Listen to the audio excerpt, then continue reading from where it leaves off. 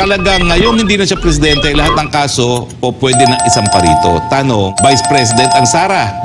Ano kinalaman doon sa partisipasyon ng pagiging Vice President? Di ba? Kung talagang may pananagutan ang Sara Duterte, dati pa lang sa simula't simula, dapat isinama na niya sa kanya. Oo, ang maliwanag doon, attorney, sa sinabi din ni dating Pangulong Duterte sa iyo, ay hindi siya magpapahuli ng buhay. Ayan talaga pong sinabi niya. Tatlo pong piskal ang nagpirma doon sa pagbabasura ng kaso ni Franz Castro. Di ko po alam kung bakit mababago yan at kung bakit dapat mabago yan, samantalang dumaan po yan sa mata ng tatlong piskal ng Quezon City.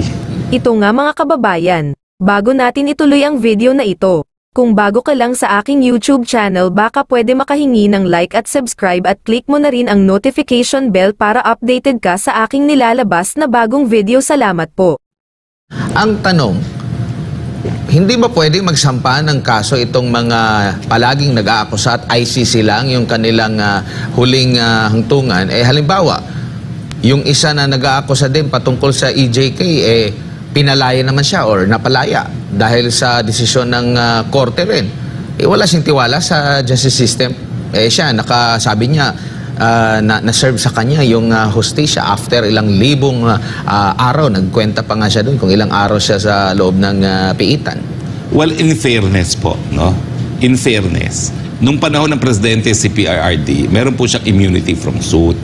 Pero ang alam naman natin dito sa ating bayan, as soon as matapos ang iyong termino, pwede ka nang sampahan at dalawang presidente na ang nakulong ng taon matapos ang kanilang termino. Si dating Presidente Erap Estrada at dating Presidente Gloria Macapagal Arroyo. Taon na sila ay nakulong matapos sila ang kanilang mga termino. At ngayon nga po, nakita natin no, na nademanda na si Presidente at na-dismiss na ng piskal. Dahil nga dyan sa demanda ni Franz Castro, dahil wala naman pong banta sa buhay ni Franz Castro, yung kunuwento niya dito sa SMNI kung ano yung naging usapin nila ng kanyang anak na si Vice President Sara Duterte.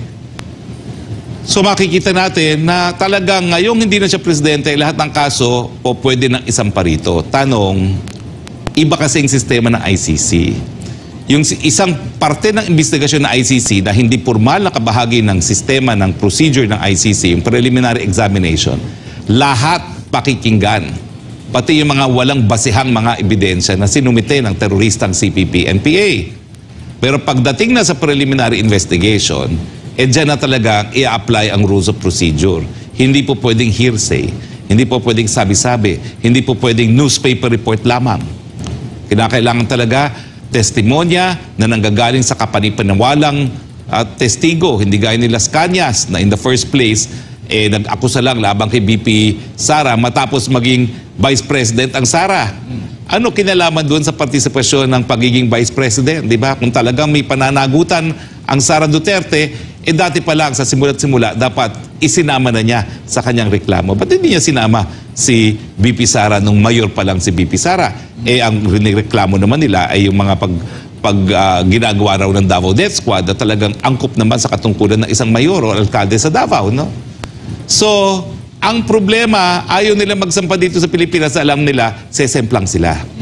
Ang buong akala nila, palibasa pinakinggan sila ng preliminary examination na hindi talaga kabahagi ng procedure ng hukuman, yun na yun. Hindi po Hindi po. Wala po talagang, kumbaga, ang role lang ng preliminary examination, kung tutuloy sa preliminary investigation, napakababaw po nung hinahanap nila dun. Kahit ano po pwede nilang ikonsidera. Pero tingin ko, nagkamali nga ang ICC dyan, may sasabihin mo naman po pwedeng pakinggan ng kahit ano sa preliminary examination na hindi pa kabahagi ng proseso ng hukuman, dapat tanongin nila ang sarili nila. Ano naman yung likelihood makakakonvict sila maski na ang ebidensya nga ay hindi katanggap-tanggap sa hukuman? Dapat yung binabaliwala nila yung mga testimonya, mga newspaper articles na hindi naman pwedeng maging basehan para mapatunayan ng guilt beyond reasonable doubt. Dahil kapareho din po ang standard ng ICC sa domestic standard natin for conviction in criminal cases. Di ba po? Oo. Kaugnay nga sa mga binanggit din ng Pangulong Bongbong Marcos, attorney, na walang jurisdiction ng ICC, dapat ding magpadala ito ng mga memorandum hindi lamang sa DOJ o isang ahensya but sa lahat ng agencies tulad na sinasabi mo. Well, yun nga po sinasabi ko kasi kung hihingi ng kooperasyon, anong papakita ng opisina na hindi sila makikipag-cooperate? Hindi po pwedeng isang salita lang. Kaya naman itong si Soljan Maynard, ikaw naman, sa kahit saan namang proceedings, di po pwede. Nagsalita na kasi si Presidente eh. Kinakailangan ito pong Memorandum Circular number 10, addressed to all offices, prohibiting cooperation with the ICC. Wala nang dakdakan. Ito na po yun. No? Gusto nyo ng certified true copy? Bibigyan ko kayo. At isang Ganun malinaw, kadali eh. ang malinaw doon, attorney, sa sinabi din ni dating Pangulong Duterte sa iyo, ay hindi siya magpapahuli ng buhay. Ayan talaga pong sinabi niya. Baka akalain ng taong bayan yung pag-anunsyo na pwede na siyang aresto anytime now ay nagdulot ng takot sa kanya. Hindi po. Ang sabi niya, hindi ako magpapahuli ng buhay sa ICC. Dahil nga ang paninindigan niya, tanging mga Pilipino lamang ang po pwedeng maghusga sa kanya dahil tayo isang malaya at soberenyang bansa. At ang sabi niya, okay na ako. 80 years old na ako. Sapat na yon. Attorney, yung mga pinupukol na akusasyon sa kanya, balikan ko lang, no? Merong mga existing batas na pwedeng isampat. Ngayon nga, sabi mo nga, private citizen na siya, wala na siyang immunity. Pwede pa rin siyang mahabol if ever man nagawa niya yon. Tama? Well, kung nagawa niya yon, ang hirap nga, hindi nila mapatunayan. Kung kung yung banta sa buhay lang, di nila napatunayan sa piskalya, paano pa kaya ang crimes against humanity? Diba? Pero nabanggit Yan ang dahilan eh. Kasi mahilig sila magbanta ng kaso, di naman nila alam kung paano mag-hain ng kaso at paano maging successful sa pag-hain ng kaso at mag-prosecute ng kaso. Sanay kasi sila sa propaganda lamang. Hindi naman nadadala sa propaganda kasi At ang ating sistema ng katarungan. nabanggit mo yan na, attorney, nagpasaklolo din sila sa DOJ. Itong si Congresswoman Franz Castro na i-review yung naging desisyon o resulta ng investigasyon ng paunang investigasyon ng piskalya. Tatlo pong piskal ang nagpirma doon sa pagbabasura ng kaso ni Franz Castro. Hindi ko po alam kung bakit mababago yan at kung bakit dapat mabago yan, samantalang dumaan po yan sa mata ng 3 piskal ng Quezon City. Ayan, attorney. At nakikita natin synchronize yung atake attorney, doon sa mga, alam mo, itong mga kaliwang grupo na kinakalaban, same thing, ng ating network. At itong si dati Pangulong Duterte, kasi nga, marami sa mga nagpapatotoo na itong mga kalaban ng gobyerno ang patuloy na nagbe-brainwash ng maraming mga kabataan. Kaya malinaw partner, Jade, na lahat yan politika. Ang pinagmulan, nung una, sinuportahan ng Mr. Speaker ang budget ng Vice President na talaga namang taliwas ang mga makakaliwa. Nagbagong ihip ng hangin. Bakit? Kasi nga, nagkaroon ng personal na alitan ang Speaker at ang Vice President. Naging tambi ang isa sa kanila. Okay? Tambalus-lus po yung tambi. Matapos niyan, pumanig na ang Kongreso doon sa mga makakaliwa at tinanggal ang budget na dati ay sinuportahan nila hanggang plenaryo. Nabago lang po yung budget nila. Huwag niyong kakalimutan sa small committee matapos pinasa ng plenaryo ang budget ng Vice President. Nang tinanggalan, nagsalita ang presidente sa SMNI. Kayo mga congressman, you are the most corrupt institution.